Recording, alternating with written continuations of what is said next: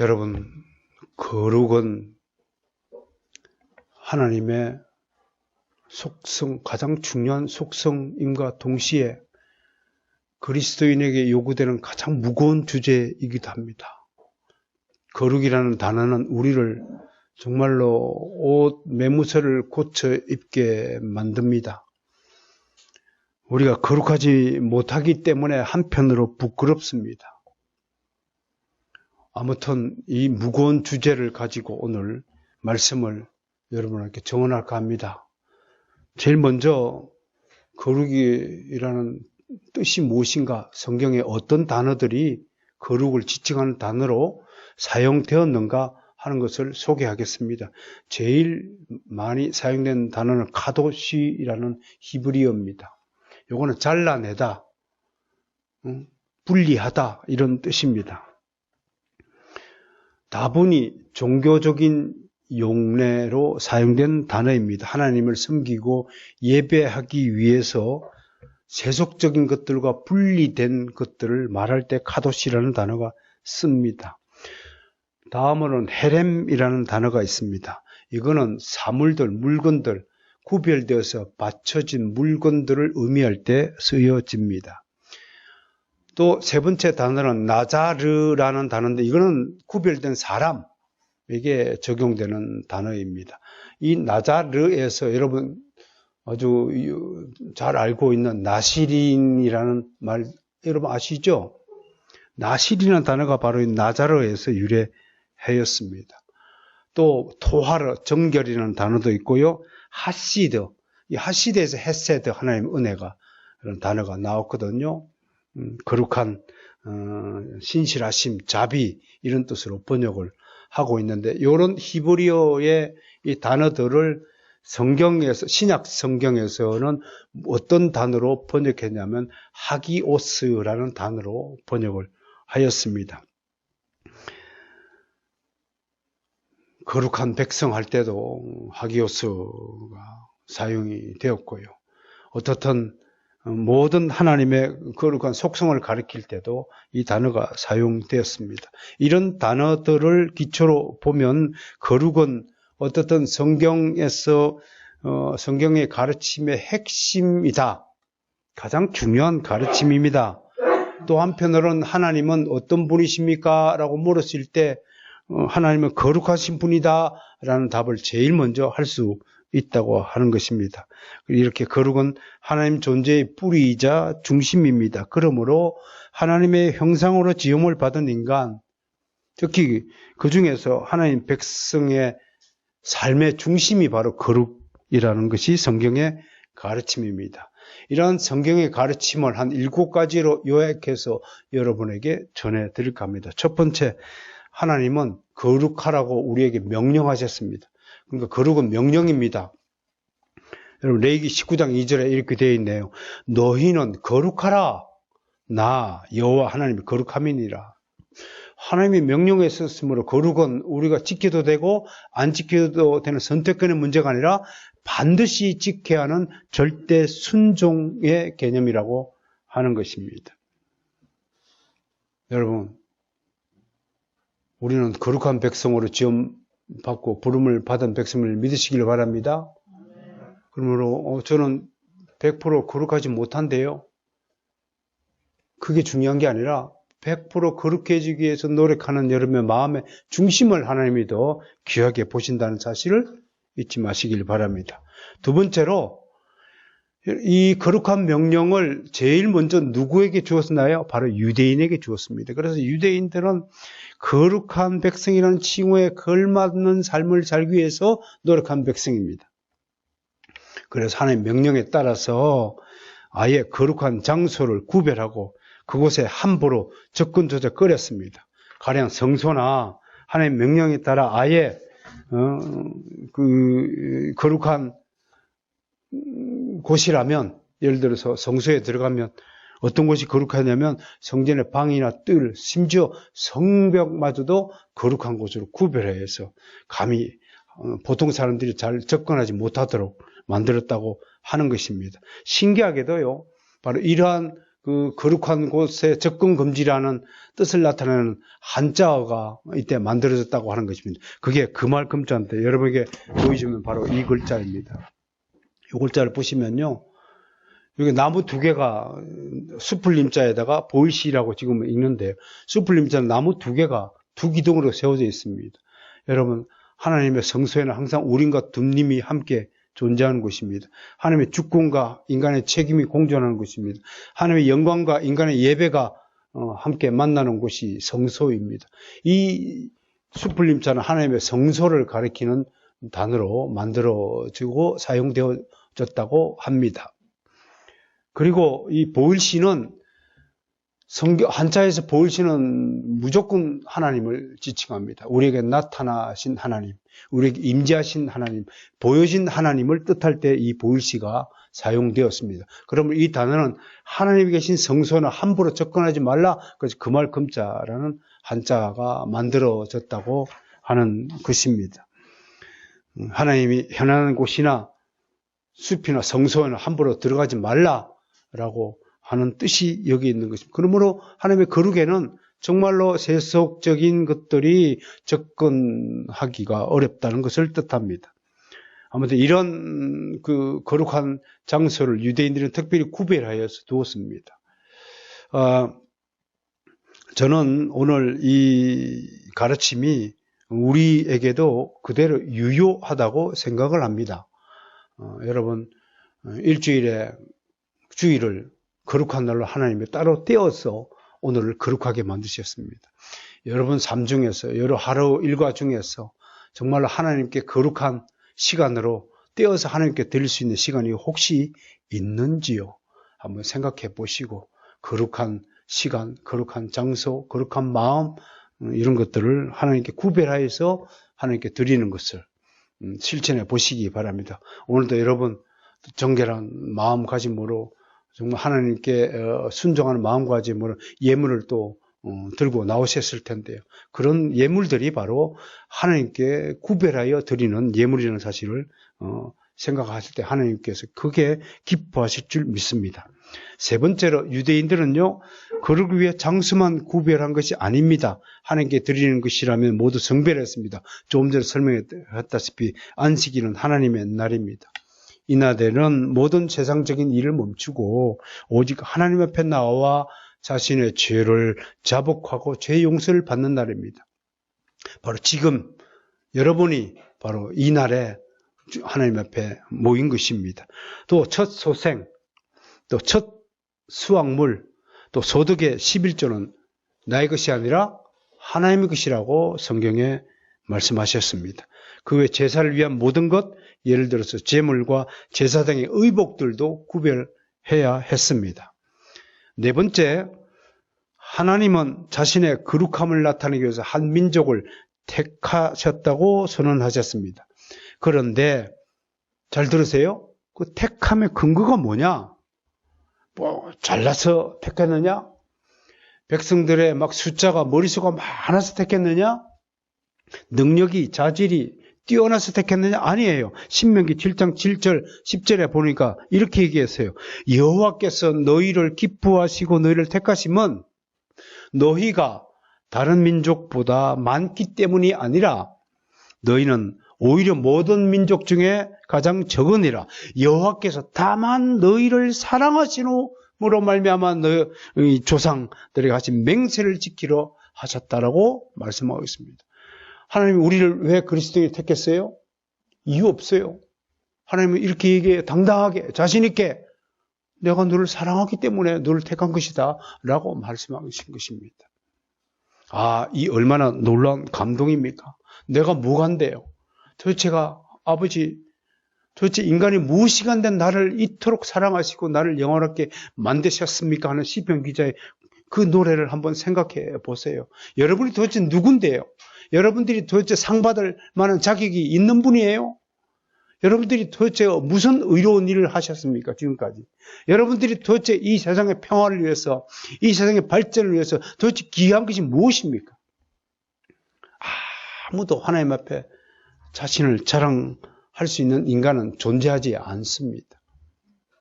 스스로 잘난 체하고 스스로 뽐내지만 정말 부질없는 짓이고 정말로 어리석은 행위라는 사실을 여러분 인정하실 것이라고 좀 믿습니다.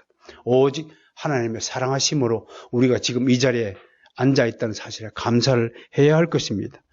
다섯 번째로 하나님은 당신의 거룩을 보존하기 위해서 백성 중에 특별한 사람들을 택하여 특별한 직임을 또 감당토록 하셨다고 하는 것입니다.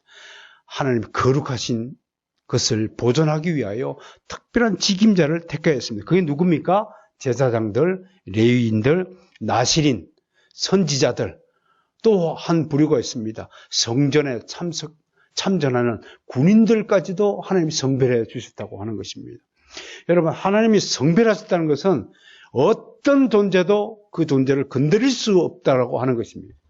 여러분, 이 점에 대해서 놀라워해야 됩니다. 그리스도인은 하나님께서 우리를 더러운 것, 나쁜 것, 좋지 않은 것, 아무튼 악한 것으로부터 우리를 성별하셨다는 것입니다. 거룩하게 구별해 두셨다고 하는 것입니다. 그러므로 여러분은 절대로 사탄, 마귀, 귀신 따위의 침범을 받지 않습니다. 믿으시길 바랍니다. 정말로 그렇습니다. 여러분들을 누가 건드린다고 하면 하나님이 절대로 그 자를, 악한 자를 용서하지 않습니다. 반드시 멸하여 주십니다. 그러니까 당당해지십시오. 그렇다고 교만해지라는 건 아닙니다. 겸손한 당당함을 혹시 들어보셨나요? 겸손한 당당함. 뭔지 몰라요? 겸손함이 얼마나 무서운 힘과 능력이 되는 줄 아십니까? 제일 만만한 상대가 누군 줄 알아요? 목소리 큰 사람, 예? 거만한 사람, 뻐기는 사람. 이런 분들은요, 실질적으로요, 정말 하나도 무섭지 않아도 될 껍데기라는 사실을 알아줬으면 좋겠어요. 진짜 무서운 사람은 말할 필요도 없이 하나님의 백성인 그리스도인들이라는 사실을 명백하게 해두고 싶습니다. 여섯 번째, 특히 하나님의 거룩하심이 결정적으로 증명될 때가 언제냐면, 언제 우리가 하나님이 거룩하신 분이라는 사실을 경험할 수 있냐면 하나님이 임재하실 때입니다. 그때가 하나님의 거룩을 경험하는 겁니다. 구약의 백성들은, 유대인들은 하나님의 임재를 경험할 때 감히 하나님의 이름을 부르지도 못하고 쳐다보지도 못했다고 성경 기록하고 있습니다. 신의 산에서 하나님이 확 강림할 때 백성들은 무서워 덜덜덜덜 떨었다고 합니다. 하나님께서도 그 백성들을 사랑하셔서 혹시 하나님의 영광의 빛에 눈이 가려질까 봐 내 백성을 가까이 하지 말라고 모세에게 명령하는 장면을 우리가 볼 수 있습니다. 하나님의 자신의 거룩한 이름, 즉 성호 홀리 네임을 함부로 부르지 말라고 경고했습니다. 여러분, 십계명의 상계명이 뭐입니까? 하나님의 이름을, 여호와의 이름을 망령되이 부르지 말라라고 하지 않았습니까? 그러므로 하나님의 이름은 거룩한 이름이므로 거룩을 위한 일이 아니라면 함부로 담지 말아야 됩니다. 심지어 여러분을 담임하고 있는 저마저도 이 단회에 서서 하나님의 말씀을 대언할 때는 거룩을 입은, 내가 거룩한 존재는 아니지만 거룩의 영화를 입은 존재로 지금 하나님의 말씀을 대언하고 있다는 사실을 믿으셔야 됩니다. 딴 때는 나를 좀 우습게 알고 가벼이 여기더라도 지금 이 순간만큼은 주의 사자로 활약하고 있는 저를 존중해 주셔야 되는 것입니다. 할렐루야. 목사가 뭐 그렇게 대단한 존재는 아닙니다. 목사도 인간입니다. 그래서 단에 내려올 때 여러분들과 함께 섞여서 살 때는 수많은 실수를 하고요. 잘못도 범할 수 있습니다. 그러나 저는 그렇게 기도합니다. 제가 비록 거룩한 존재는 아닐지언정 적어도 여러분 앞에서만큼은 거룩한 척이라도 하면 좋겠다 하고 기도합니다. 그랬더니 하나님이 진짜로 아무튼 거룩의 모양을 비슷하게 할 수 있도록 그렇게 만들어 주시지 않나. 옛날에는요, 참지 못하고 성질도 버럭버럭 낸 적도 있었지만 지금은요, 좀 여유로워진 것 같아요. 우리 하일이가 요즘 우리 큰아빠가 이빨이 빠졌다. 그렇게 뭐 말을 하는 모양인데, 그 말이 왜 이렇게 듣기 좋은지요? 그 말은 좀 많이 거룩해졌다. 그렇게 저는 해석을 하고 싶네요. 성화가 별개입니까? 여러분 작년 우리 구원론 배울 때 성화론 배웠잖아요. 점점 그렇게 된다는 뜻이잖아요.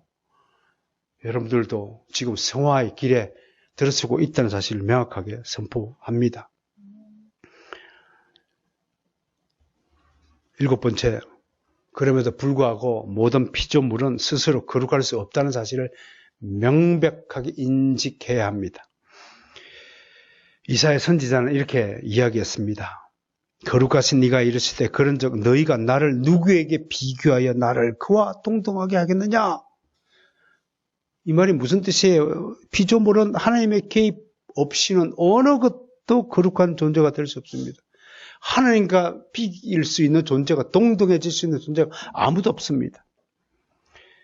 욥기에 잠시요 천사들이 거룩한 자들로 불려주고 있지만 이때 왜 천사들을 거룩한 자라고 부르고 있냐면 하나님께 바로 붙어 있으니까, 가까이 있으니까 그렇게 빛이 비춰져서 우리 인간 눈에는 천사들이 거룩한 존재로 보이는 것으로 표현하고 있지만 천사가 자체가 거룩한 존재가 될 수가 없다고 하는 것입니다.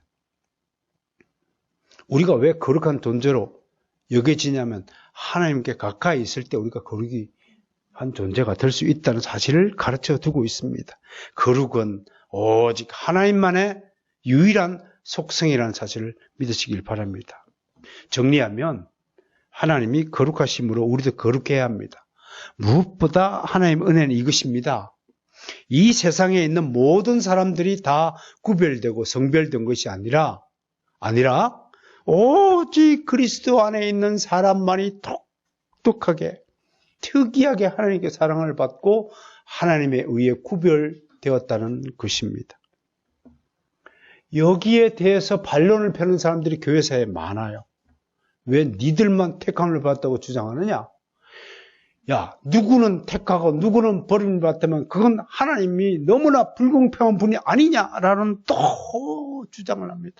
그렇게 가르치고 그렇게 네 대가리 소대가리야, 네 머리로 생각하는 것 자체가 하나님의 지혜를 어떻게 따라갈 수 있느냐라고 수없이 가르쳐도 또 이렇게 반론을 펴는 사람이 있습니다. 이 사람들 주장이 이거예요. 하나님께서 이 세상을 다 창조하셨다면 그 누구라도 하나님과 관련이 없는 사람이 없을 것인데, 그런 의미에서 하나님은 모든 사람의 아버지 되신다. 택한 자녀만의 아버지가 아니라 모든 피조물의 아버지가 되신다. 이걸 뭐라고 하냐면 이걸 범신론이라고 그래요. 응? 범신론이라고 이야기하는 거예요. 하나님은 우리 그리스도인의 아버지 되신다는 사실을 믿으시길 바랍니다. 아무나 아버지가 되신 게 아닙니다. 창조주, 주권자, 통치자는 될지언정 하나님 아버지는 우리만의 아버지라는 사실을 믿으시기를 바랍니다.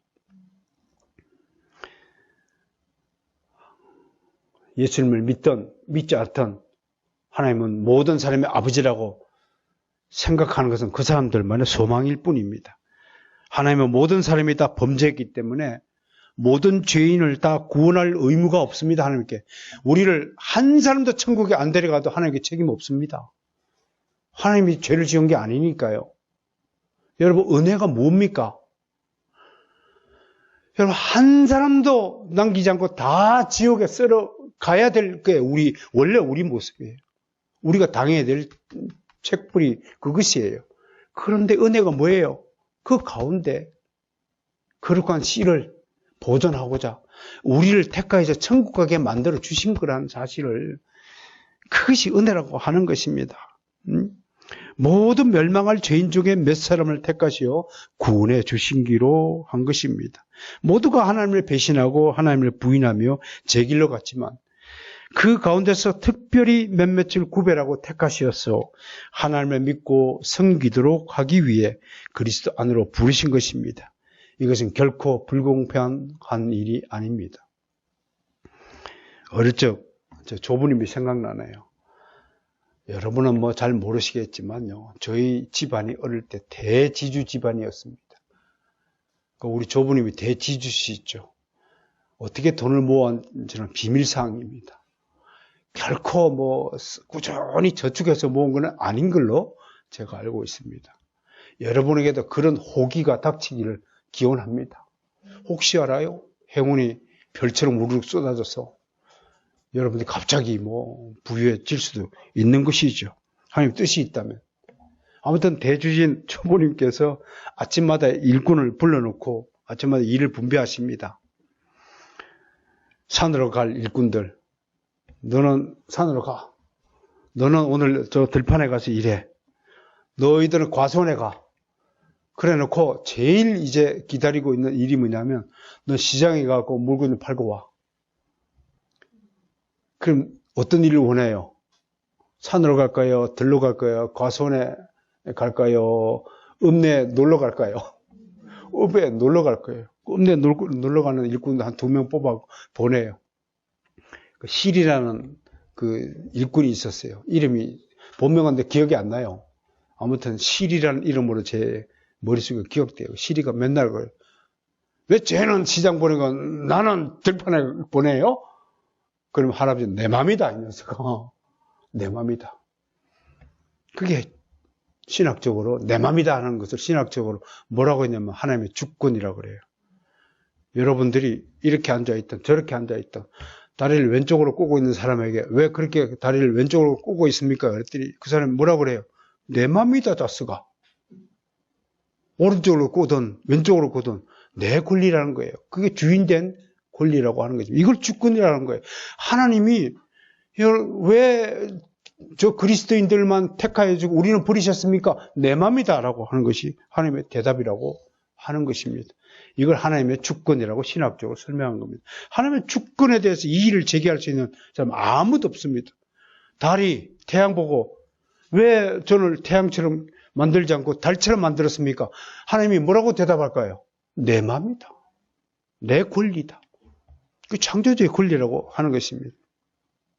아무튼 이 주권에 따라서 선택을 받고 부름을 받아서 여러분 지금 하나님 앞에 나와 예배하고 하나님의 음성을 지금 듣고 있다는 사실을 믿으시길 바랍니다. 그런데 여러분 모두는 아마 자신이 왜 예수님을 믿게 되었는지 정확하게 모르고 있을 것입니다. 그냥 저절로 어느 날 갑자기 교회가 눈에 보이고 야, 교회를 좀 가보면 안 될까? 하라는 마음이 들게 되었고 내 처지가야 이거 이렇게 살다간 좀 이상하다. 자기 인생을 좀 이상한 낌새를 느끼게 되고 이렇게 살면 안 되겠는 걸 하는 마음이 불현듯 들더니 문득 예수님이 보이고 문득 교회 다니는 친구가 갑자기 야, 너랑 같이 교회 갈래? 라는 권유가 생겨나더니 그래서 이 자리에 오게 된 것입니다. 그랬더니 지금 성경의 이야기가 좀 들어볼만 하네? 라는 생각으로부터 시작되더니 어느새 여러분 세례를 받고 입교를 하고 이렇게 지금 앉아 있는 거예요, 지금. 그래서 이제 본인이 싫던 좋던 이제는 빼박이라고 하죠. 빼도 박지 못하게 그리스도인이 되어버린 것이라는 사실을 여러분 인정해야 됩니다. 그런데 여러분 바로 그때 바로 그 생각이 들었을 때 그때가 여러분 하나님에 의해 세상과 딱 구별되어진 순간의 사실을 믿으시길 바랍니다. 그게 그렇게 구별된 성별의 순간입니다. 그 거룩한 때를 헬라어로 카이로스의 때라고 합니다. 여러분 모두에게 이 카이로스의 때가 있다는 사실을 믿으시길 바랍니다. 눈에 보이지 않는다고요? 징표가 없다고요? 아니요. 여러분의 마음에 성령의 인이 딱 쳐졌다는 사실을 믿으셔야 됩니다. 그러므로 거룩하다는 말을 생각할 때에 여러분은 다른 생각하지 마시고 요 생각해요. 하나님이 나를 지목하여 특별하게 나를 구별시켰구나. 그게 거룩하다는 뜻입니다. 다시 설명할까요? 거룩하다는 뜻이 뭐라고요?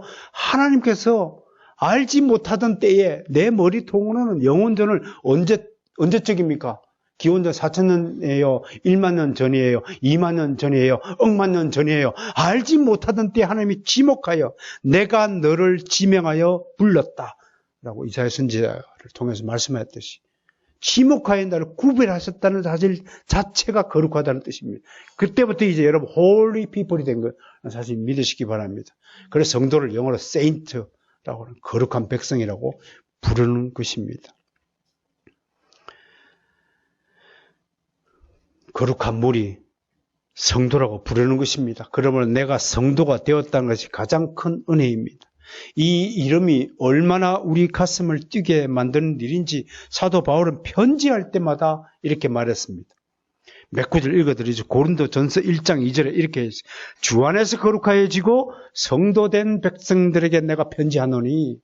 누구에게 편지한다고요? 성도에게. 지금 제가 누구에게 설교하고 있어요? 성도에게. 내가 지금 세상 사람들한테 설교를 하지도 않고 할 필요도 없어요. 그들은 듣지 못하니까요. 귀가 있어도 듣지 못하고 눈이 있어도 보지 못하고 깨닫지 못하는 상태가 거듭나지 못한 상태라고 성경은 눈이 얘기하고 있잖아요. 고린도후서 1장 1절에 이렇게 되어 있어요. 하나님의 뜻으로 말미암아 그리스도 예수의 사도 된 바울과 형제 디모데는 고린도에 있는 하나님의 교회와 또 아가야에 있는 모든 성도에게 편지한다고요. 전 한국에 있는, 전 세계에 있는 모든 그리스도인에게 지금 설교하고 있다는 사실을 믿습니다. 저 선생님 그렇게 했어요. 한 사람이든 10사람이든 100사람이든 10,000사람이든 그건 하나도 중요치 않다. 전 교인이, 전 그리스도인이 지금 쳐다보고 듣고 있다는 사실을 알고 지금 TV로 전 국가에 생중계한다는 것을 생각하고 설교하라고 늘 가르쳤어요. 제가 지금 그러고 있습니다.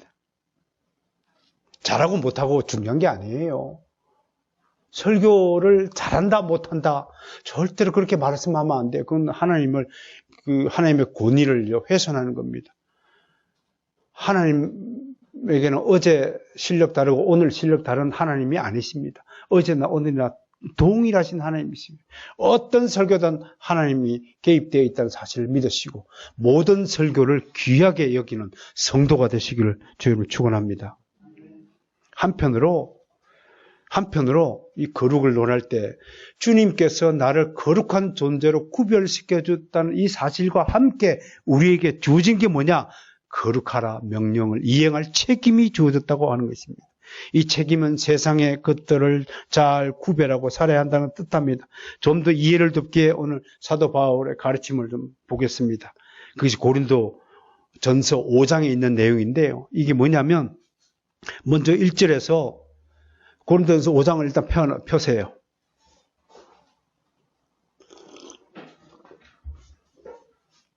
고린도전서 5장을 좀 폈습니까? 자, 1절 보세요. 1절에서 바울이 어떻게 하고 있냐면 고린도 교회에 음행이 있었다고 지적합니다. 근데 참 흉악한 음행이에요.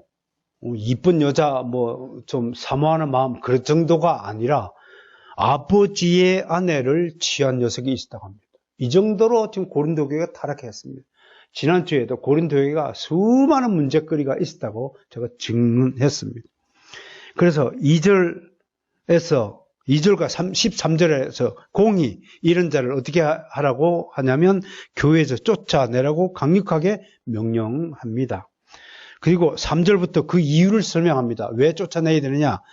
우선 범죄 당사자의 경우 그의 육신은 멸하고 영은 구원을 받게 합니다. 이렇게 징계를 줘야 그가 그래도 깨닫고 회개할 기회를 가져서 육신은 비록 징계를 받았지만 영혼은 그래도 구원을 받아서 천국에 갈 수 있는 마지막 기회를 주는 것이다. 그런 거 교회에서 권징 실천의 목적이 그것이죠. 다음으로 교회를 위해서는 저건 누룩이 온 덩어리에 퍼지는 것을 막고자 함이라고 분명히 말씀하고 있습니다.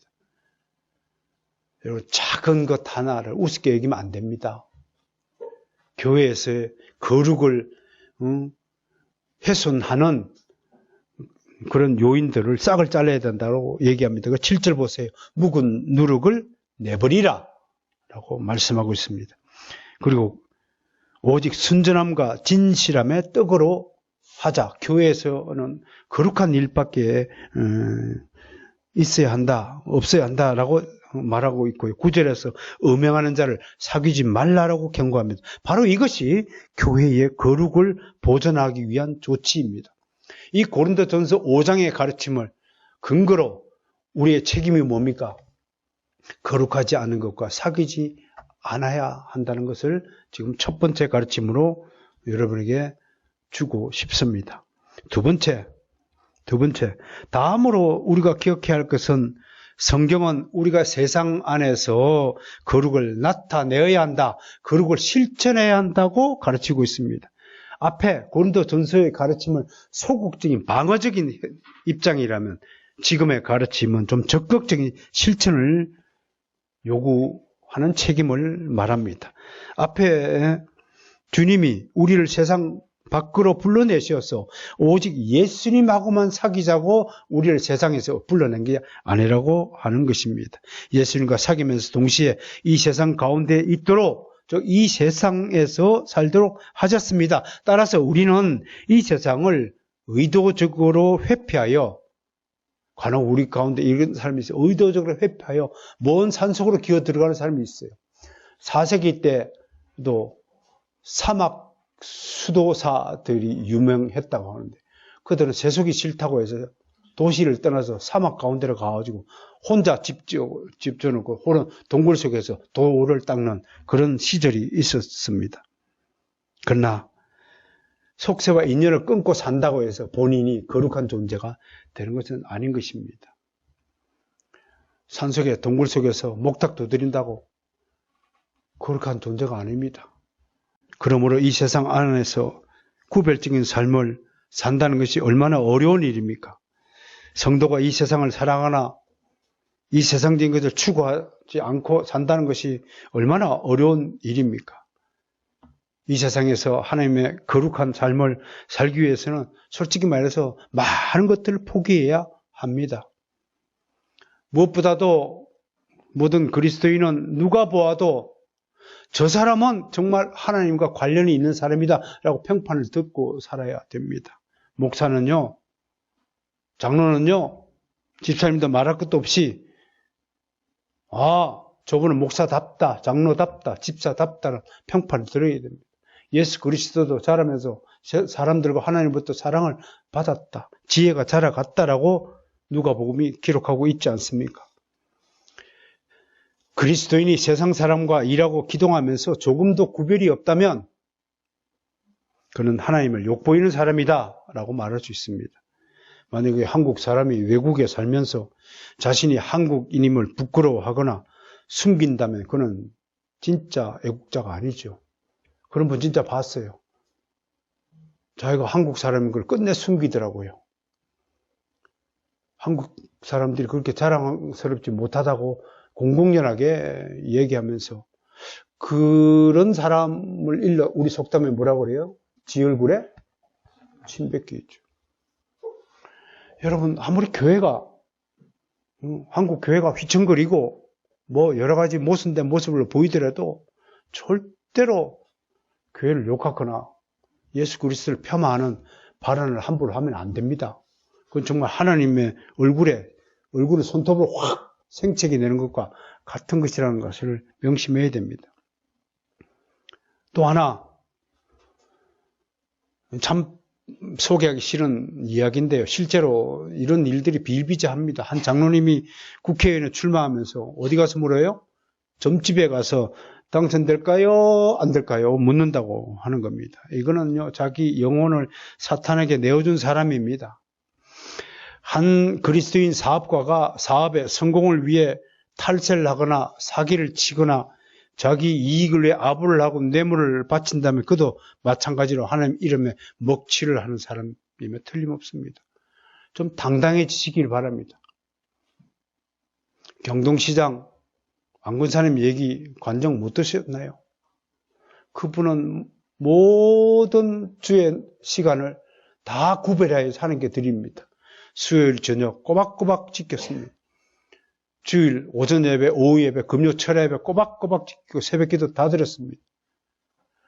남들은 365일 장사하는데 그분은 하나님께 구별된 시간과 예물들을 다 구별해 드리고서도 다른 사람보다도 또 3배, 4배 이상 매출을 올린다는 사실을 통해서, 물론 그것이 평상적이지 않고 독특한 사례이긴 합니다만, 제가 이 이야기를 소개하는 것은 여러분 하나님을 철저히 믿으세요. 하나님은 절대로 나를 실족치 않게 하시는 분입니다. 단 하나님의 방식대로 일하세요. 하나님의 방식대로 동계산하세요. 하나님의 방식대로 좀 삶을 살아 보세요. 그러고 나서 하나님께 따지세요. 난 아버지 하나님, 나는 하나님의 계명대로 살았습니다.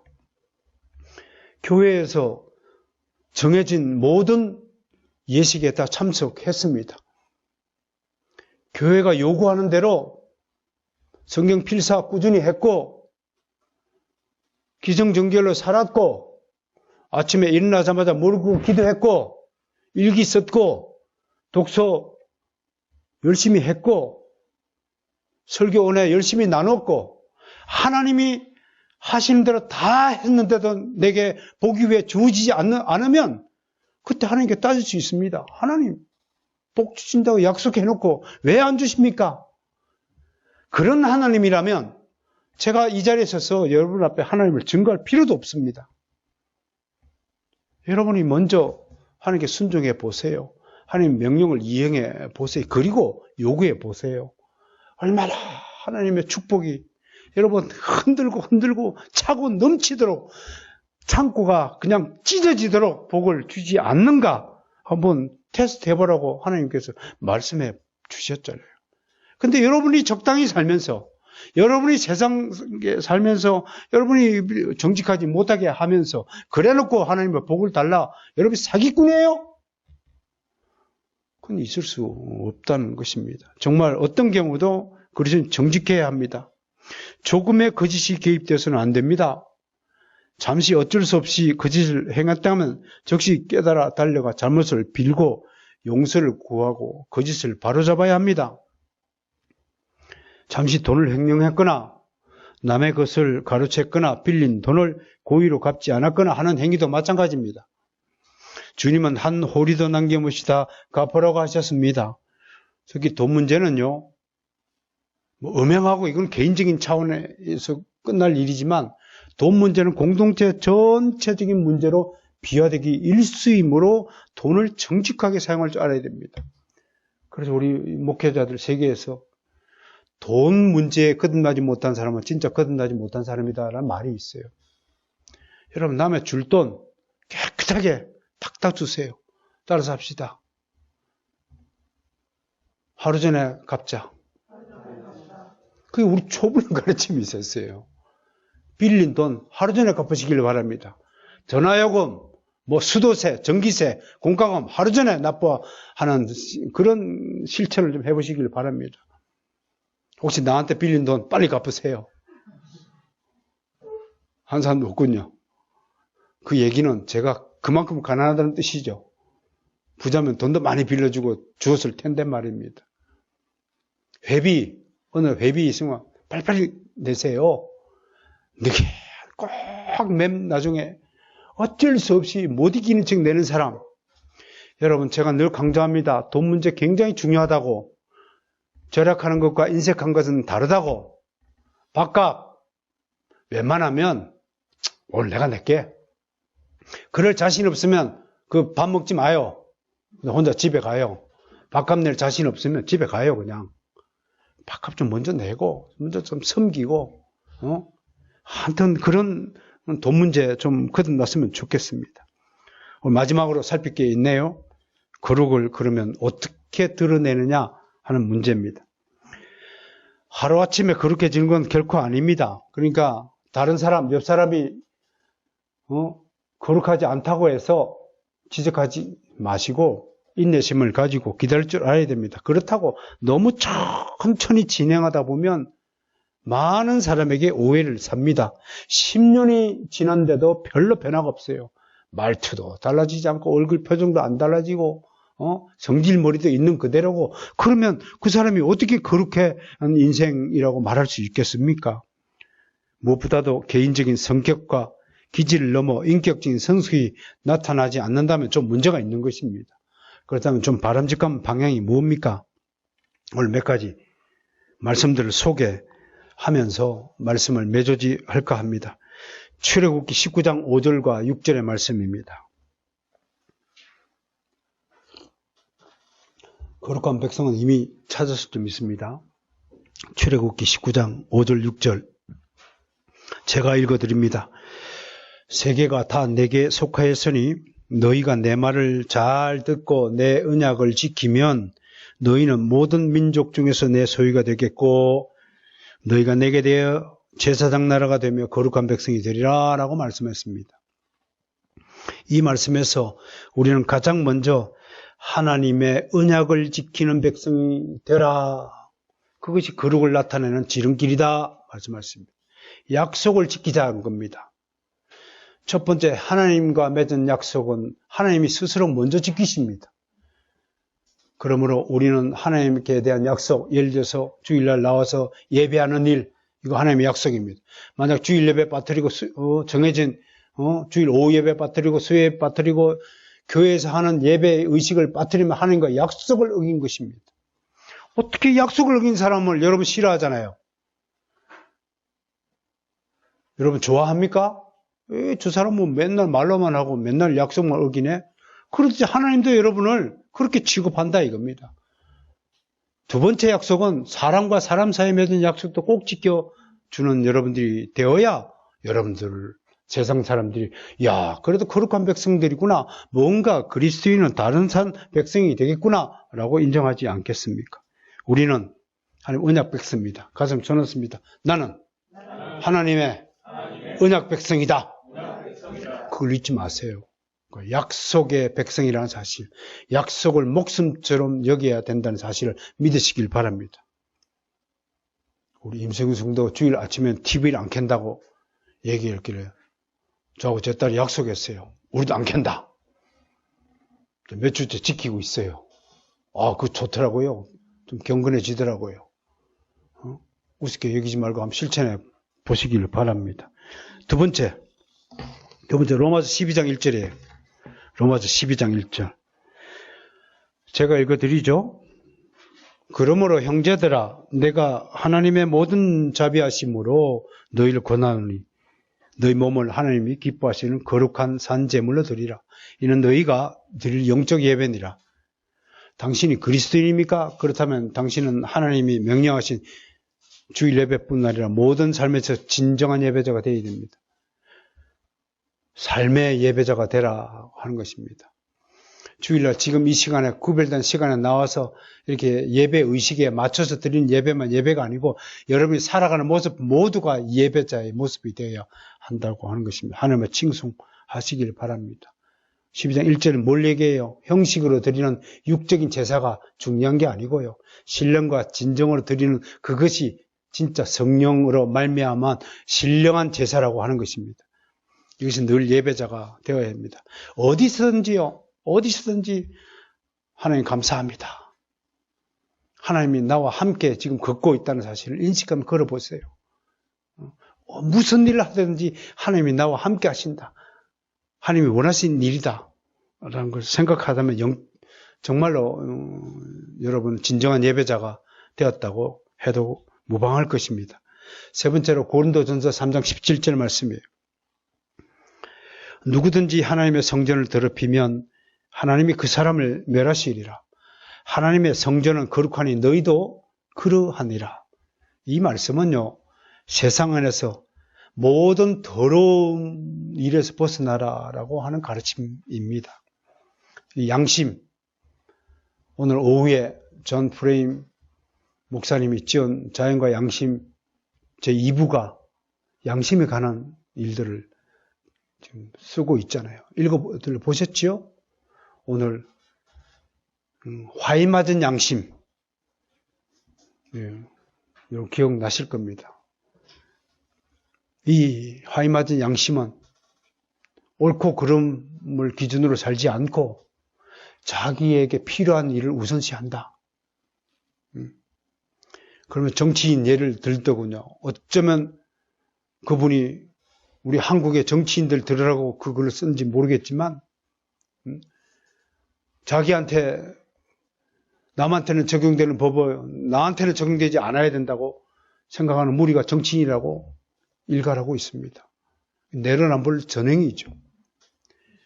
옛날에는 그렇게 남을 향해서 지적질을 하고 손가락질하고 하더니 정작 그 일이 자신한테 일어나니까 나는 생계형 뭐다라고 하고 주장하고 그러면서 얼굴 빤빤히 찢겨들고 지금도 떠들고 있으니 그에게서 우리가 양심이라는 것을 발견할 수 있겠습니까? 여러분, 양심은 사람으로 하여금 무엇이 옳은 일인지 그런 일인지를 분간하도록 하는 것입니다. 그러면 제발 여러분, 사랑하는 성도 여러분, 양심에 어긋나는 일을 하지 않기를 바랍니다. 마지막으로 베드로전서 2장 11절 말씀입니다. 사랑하는 자들아, 그리움과 나그네 같은 너희를 권하느니 영혼을 거슬러 싸우는 육체의 정욕을 제어하라. 육체의 정욕은 뭘 거스른다고요? 여러분의 영혼을 파괴한다고 지금 말씀하고 있습니다. 경고하고 있습니다. 그러니까 너무 육신의 정욕을 위하여 힘쓰지 않기를 바랍니다. 모든 육체의 정욕을 억제한 일이 거룩을 향한 진보입니다. 육체의 일은 성령의 일을 가로막습니다. 늘 반대 방향으로 사람을 이끌어갑니다. 그러면 육체의 정욕을 제어하고 멈추는 비법이 뭡니까? 그게 기도입니다. 여러분, 기도하지 않는 사람은 육적인 정욕에 사로잡힌 사람이다 해도 과언이 아닙니다. 육신의 일을 추구하는 사람은 기도하지 않습니다. 왜 기도가 필요합니까? 내 힘대로 내가 결정하고 내가 행하면 되지요. 그렇게 해서 내가 쟁취하면 되지요.